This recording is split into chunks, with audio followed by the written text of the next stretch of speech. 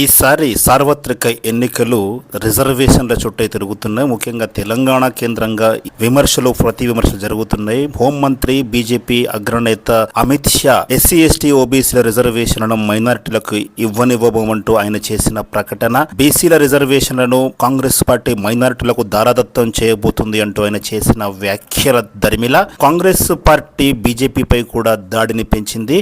అందులో భాగంగానే అమిత్ షా చేయని వ్యాఖ్యలను చేసినట్లుగా చూపించే ఒక వీడియోను ఆధారంగా చూపుతూ స్వయంగా అమిత్ షాయే ఎస్సీ ఎస్టీ ఓబీసీ రిజర్వేషన్లను రద్దు చేయబోతున్నారంటూ ఆ వీడియోను సాక్ష్యంగా చూపుతూ కాంగ్రెస్ పార్టీ బీజేపీపై ప్రతిదాడికి దిగింది. అయితే అంతలోనే అది ఫేక్ వీడియో అని తేలడంతో ఢిల్లీ పోలీసుల వద్ద కేసు నమోదైంది. దీంతో తెలంగాణ ముఖ్యమంత్రి రేవంత్ రెడ్డితో సహా కాంగ్రెస్ నేతలకు నోటీసులు జారీ చేసింది ఢిల్లీ పోలీసు విభాగం. అయితే అయినా కూడా రిజర్వేషన్ల చుట్టే రాజకీయాలు సాగుతున్నాయి. ముఖ్యంగా రేవంత్ రెడ్డి మాత్రం ఈసారి బీజేపీకి 400కు పైగా సీట్లు వస్తే మాత్రం ఎస్సీ ఎస్టీ ఓబీసీ రిజర్వేషన్లు బీజేపీ రద్దు చేస్తుంది అని చెప్పి అదే ప్రచారాన్ని కొనసాగిస్తున్నారు. అయితే అమిత్ షా మాత్రము కాంగ్రెస్ నాయకులపై ఢిల్లీ పోలీసుల చేత కేసు నమోదు చేయించి దర్యాప్తు కూడా చేస్తున్నారు. అయితే కాంగ్రెస్ పార్టీ కూడా తామేమి తక్కువ కాదు అన్నట్టుగా ఇటీవల అమిత్ షా హైదరాబాద్లో పర్యటించిన సందర్భంగా చిన్నారుల చేత భారతీయ జనతా పార్టీ ఎన్నికల ప్రచారం నిర్వహించిందంటూ